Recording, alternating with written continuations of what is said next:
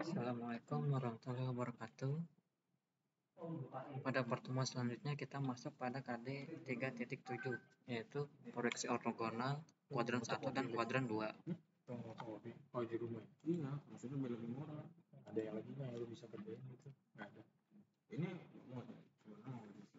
Apa sih proyeksi ortogonal itu sendiri? kerjain dulu. Proyeksi ortogonal merupakan gambar proyeksi dua dimensi yang diperoleh dengan cara memproyeksikan secara tegak lurus kepada bidang.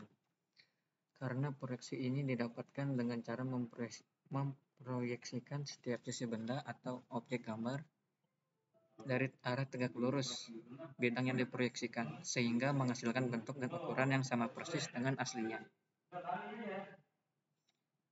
Nah, proyeksi ortogonal itu beda dari proyeksi vektorial.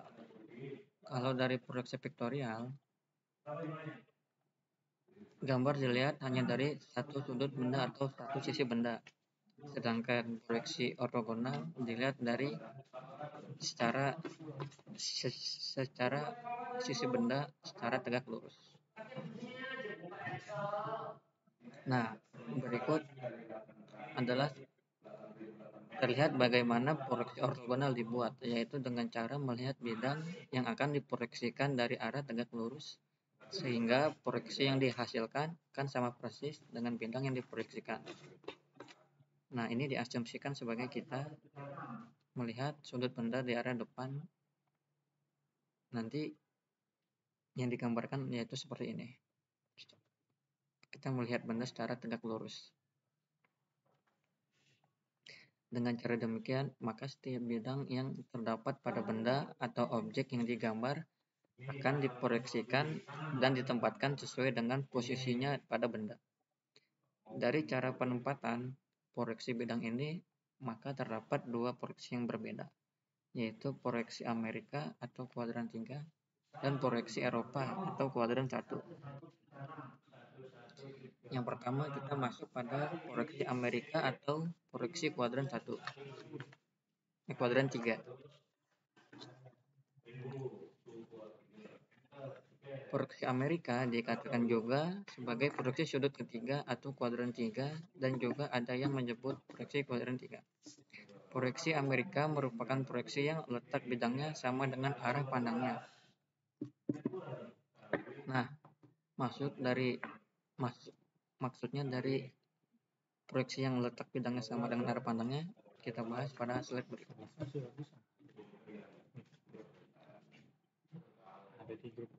Dari gambar ini terlihat bahwa untuk memperoleh setiap bagian atau bidang proyeksi dilakukan dengan melihat dari semua arah. Dari depan, kanan, dari kiri, atas, bawah, dan juga arah belakang.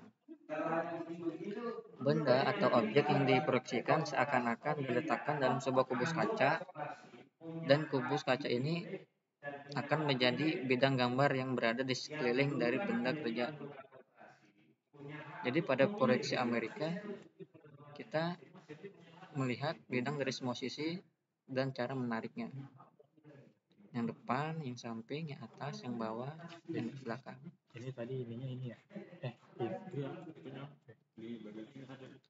Pada gambar ini terlihat bahwa setiap bagian sisi benda diproyeksikan terhadap bidang kubus yang transparan.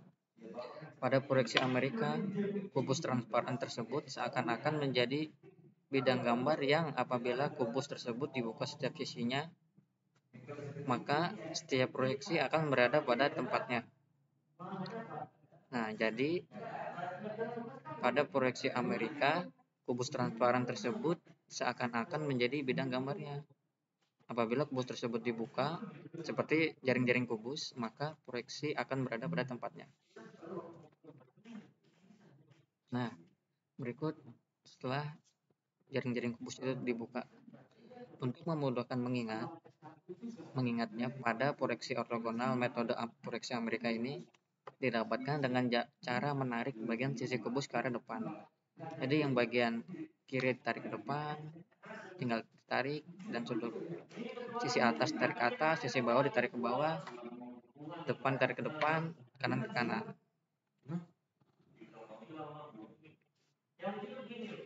Nah, dari gambar ini didapatkan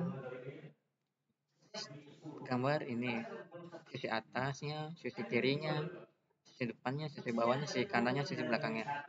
Pada gambar ini terlihat posisi semua proyeksi. Proyeksi depan disebut juga dengan proyeksi pandangan utama. Nah, yang bagian depan ini disebut dengan bagian utama, dan yang mencirikan proyeksi yang menggunakan metode Amerika adalah posisi dari setiap proyeksi tidak berubah. Nah, inilah yang membedakan antara proyeksi metode Amerika dan juga proyeksi metode Eropa. Pada Amerika, posisi dari setiap proyeksi tidak berubah. Nah, misalnya bahwa proyeksi atau pandangan sisi kanan akan tetap berada di sebelah kanan dari pandangan utama. Jadi, pada gambar ini, yang sebelah kanannya digambarkan di sebelah kanan. Dan juga pandangan dari sisi sebelah kiri akan berada sebelah kiri dari pandangan utama. Pandangan utama itu yang depan. Proyeksi atau pandangan atas akan berada pada sebelah atas. Demikian pula proyeksi bagian bawah juga berada pada bagian bawah proyeksi utama. Sedangkan sisi belakang pada prinsipnya boleh diletakkan dimanapun.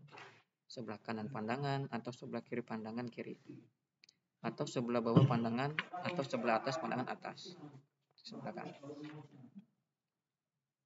Setelah kita mendapatkan penampakan proyeksi atau pandangan dari gambar sebelumnya, berikutnya yang kita lakukan adalah menyederhanakannya. Untuk sisi bidang yang mempunyai bentuk dan ukuran yang sama dengan sisi yang lainnya, baik sama persis ataupun yang lain bentuk dan ukuran yang sudah terwakili sisi lainnya, boleh tidak digambar. Sehingga pada gambar sebelumnya, sisi pandangan atas bentuknya sama persis dengan sisi pandangan bawah. Nah, berikut sisi atas sama dengan bagian bawah. Tetapi bila pandangan atas, gambar terlihat jelas, sedangkan pada bagian bawah terdapat garis bantu atau garis putus-putus. Yang mana berarti yang garis bawah tidak digambar. Yang digambar adalah bagian atas saja.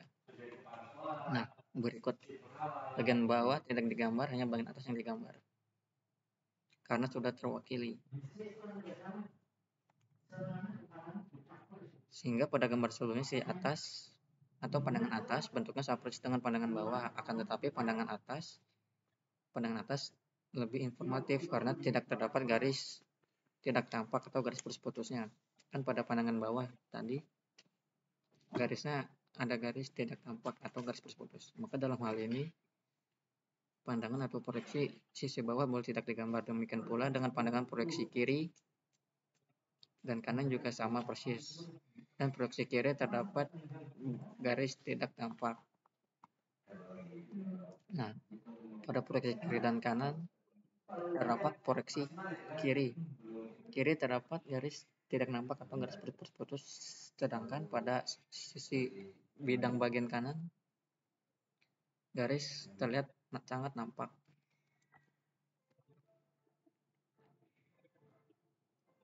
Maka dalam hal ini pandangan kiri boleh tidak digambar, demikian pula dengan bagian belakang yang sama persis dengan pandangan utama atau dengan pandangan depan. Maka pada pandangan belakang juga tidak perlu digambar. Dengan demikian pada gambar ini proyeksi disederhanakan dari yang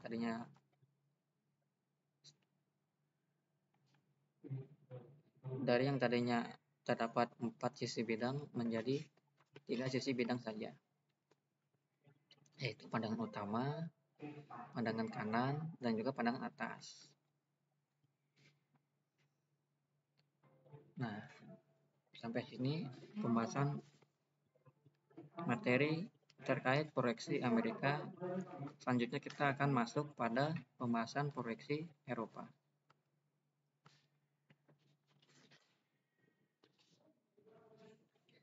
Proyeksi Eropa disebut juga dengan sudut pertama atau proyeksi kuadran 1. Proyeksi Eropa merupakan proyeksi yang letaknya terbalik dengan arah pandangnya. Nah, di sini kan terlihat bedanya jika proyeksi Eropa letak dengan arah pandangnya sejajar atau pandangannya di depan, sedangkan proyeksi Eropa terbalik. Nah, dari gambar ini kita letak proyeksi terbalik dengan arah pandang kita. Tapi bila kita sudah memahami proyeksi Amerika, membaca gambar dengan proyeksi Eropa tidak begitu sulit karena kita hanya menukar posisi saja. Nah, maksudnya kita menukar posisi yaitu dengan sisi bagian kiri pada gambar proyeksi Eropa, kita gambar di sisi proyeksi bagian kanan. Dan juga sisi bagian atas pada bidang ini kita gambar di bagian bawah dari pandangan utama atau bagian pandangan depan. Untuk memudahkan mengingat, pada proyeksi Amerika dilakukan dengan cara menarik. Nah, ini yang kita bahas sebelumnya. Pada proyeksi Amerika didapatkan dengan cara menarik sisi-sisi kubus ke arah depan. Sedangkan pada proyeksi Eropa, kubus dibuka ke arah belakang atau didorong. Nah, berikut perbedaannya. Pada Amerika, suatu benda kerja, kita tarik saja bagian kiri, kita tarik ke depan, bagian atas ke depan, bagian depan ke depan, akan didapatkan sisi bidang seperti ini. Jika proyeksi Eropa, kubus kita buka ke arah belakang atau didorong. Nah, jadi jika proyeksi Amerika ditarik dan proyeksi Eropa didorong, mendapatkan gambar seperti ini.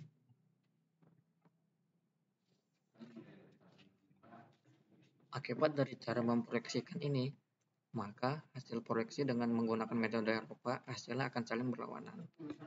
Maksudnya dari saling berlawanan ini yaitu proyeksi sebelah kiri akan berada pada sebelah kanan, pandangan utama proyeksi kanan benda akan berada pada sebelah kiri pandangan utama, proyeksi sisi atas akan berada pada sebelah bawah pandangan utama, proyeksi sisi bawah akan berada pada sebelah atas dari pandangan utama benda itu sendiri.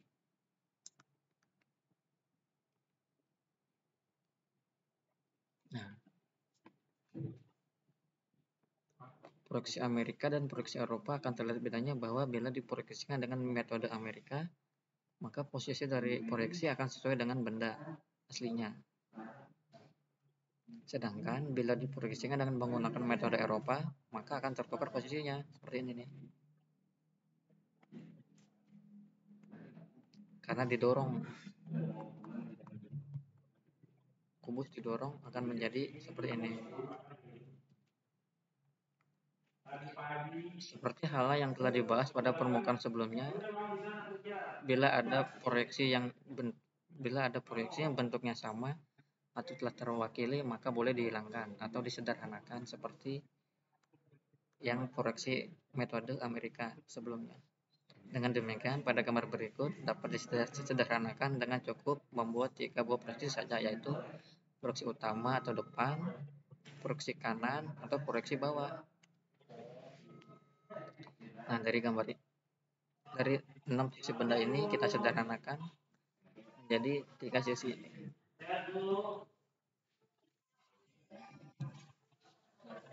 Selanjutnya kita akan memasuk pada aturan umum mengenai proyeksi.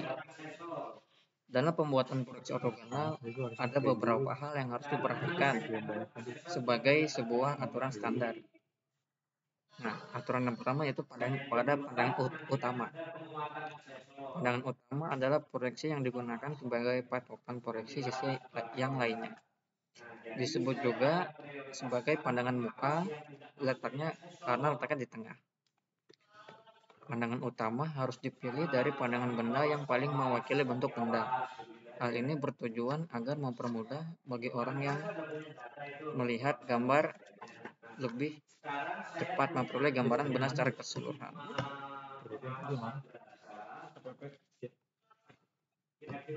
Nah, misalnya ini contoh, ketika kita menggambar seekor tikus seperti gambar di atas, antara gambar pertama dan gambar kedua, bila dilihat dari gambar yang sebelah kanan atau gambar B, lebih mudah dikenali sebagai gambar tikus dibandingkan dengan gambar yang sebelah kiri. Dalam hal ini, maka pemilihan gambar tikus yang sebelah kanan sebagai pandangan utama lebih baik dibandingkan bila menjadikan gambar A sebagai pandangan utama. Dari sini ingin dijelaskan bahwa pemilihan pandangan utama dari benda harus dipilih pandangan yang paling mudah untuk dikenali dan lebih banyak mengandung informasi dibandingkan pandangan lainnya. Nah, pada gambar B,